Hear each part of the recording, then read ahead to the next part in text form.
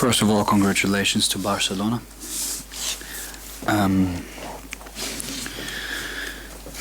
We struggled to rebound the ball well in the first half. The opponent also, capitalized from it. We controlled it much better in the second half. That was a step up.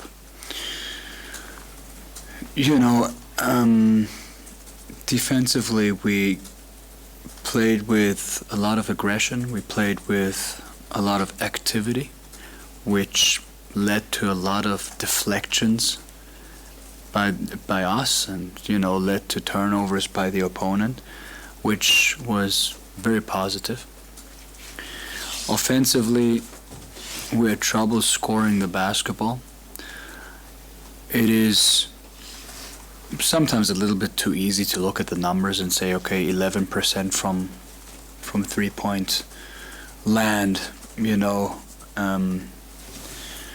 it doesn't help, and is the reasoning. It's not that easy, the 11% also come from good defense from the opponent, so I don't want to go that route, but at the same time, of course, making a shot more here, making a shot more there helps, keeping the game tight in crucial phases, and then you don't know what happens. There are a few questions from the fans at home. Talking about Arturas Milaknis, it seems that he is struggling lately. Is his physical shape down, or what could you comment about it? Milos is in really good shape, highly professional, always in great shape. So that's not the case. We talked about this a couple days ago in the press conference in here. To me, it's really about making a shot, and I know it sounds simple, but, the open, every time he's open, he has to shoot, and he can miss as many as he wants, as long as he keeps shooting, we're in good shape, because, again, somebody like him will just not keep missing. One should not always drink the plus-minus juice of a basketball game, but he was a plus in this game without making a shot. Basketball is not only shots. For him, obviously, it's a big part, but we're not worried at all. Looking at the schedule, the next game is already on Sunday. Will the team be fit enough to play on Sunday? Yes, absolutely. We've got depth. We're built for this schedule. Our physical and strength department is extremely good. We'll be ready to compete. Okay, now questions from media. Coach, your team forced 24 turnovers. You had 17 steals. How much was that a step forward in defense compared to the last couple of games? I would say a big step forward. Just talking about aggressiveness in what you do, in your defensive stance, hand activity. So yes, I would answer the question with good step forward, and this is what we've been working on. It looked like your bench was very active right from the first second of the game. Was this some kind of an emphasis before this match? Yes, it has been an emphasis for us. Actually last week. So I thought the group kind of had a good carryover from a meeting that we had, which also had that as a topic. The gyms are so empty that you, especially at home with us, we obviously are not carried by the fans because there are no fans, but the upside that the empty gym brings is that the bench activity and the loudness of the bench can really impact without the fans. So we talked about this, we want to emphasize this, and the guys did a good job. how it feels to have such a big support from your GM, you know, shouting from the stands and supporting the team. Very good, you know. Also this we talked about, I think, last press conference or the one before this morning. The support from Palus is extremely good, extremely sincere. We're in this project together, and we're investing, you know, from all angles to push the group forward in its development. So I cannot complain there at all.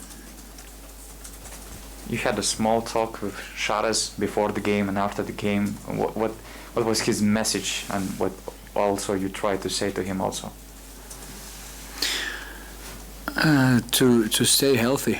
That's the main thing. I will say that Coach Schilleris, and I mentioned this already a long time ago. I really thought the fact that he called me when I got the job, you know, and we had a conversation on the phone about the situation and about the club, that was very classy. And so I really thought that was extremely kind of him, extremely cool. And this was the first time we met in person, so it was just that, shake hands and, hey, you know, happy to finally meet you and stay healthy. Coach, and one more technical question. In switching defense situations, it seems like Žalgiris prefers to play one-on-one with the guard against the big man. Is it the idea of her plan, or the guards just don't find the post-up players? It's the first, so we want to space the floor, and we want to attack the mismatch with the guard against the big, especially with players like Lukas, especially with players like Rokas, who have got speed, you know. Now, after creating an advantage, we've got to find better solutions, but that's the plan, yeah. Coach, before the start of the season, you said that you feel some extra pressure because you need to fill in the shoes that Schilleris left here. Did you feel any extra pressure today to outplay him, maybe to prove something to your players or yourself? First of all, that's a nice sweater. And second of all, I can't remember me saying that because I never felt that pressure. It may be that other people anticipated that pressure or something, but I really never felt that pressure. Being here and working here, obviously, coach is like, you know, a legend as a player, as a coach, you know, a child of this club, you know, so I want to say his shadow is big and he's very present, you know. But that's something that I feel more as I started the job, you know, and it's just what it is, you know, it's nothing bad at all, you know. But I never felt the pressure, to be honest. You had a brutal schedule, playing 5 out of top 8 teams recently. How much do you look forward into December, which has quietly better schedule?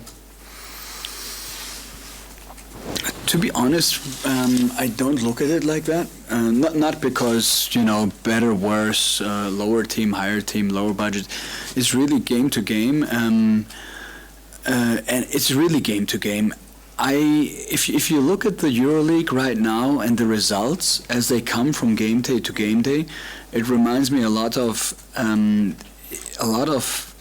NBA in a way, where you have results from one day to the other that are on paper difficult to explain, but it's not on paper. It's a tight schedule for every team. It's a tight domestic schedule, a tight international schedule. Injuries here, fatigue there. Look, think about Valencia and ACB beating Barca a couple days ago in a phenomenal game. which is really fun to watch, and from both ends for both teams.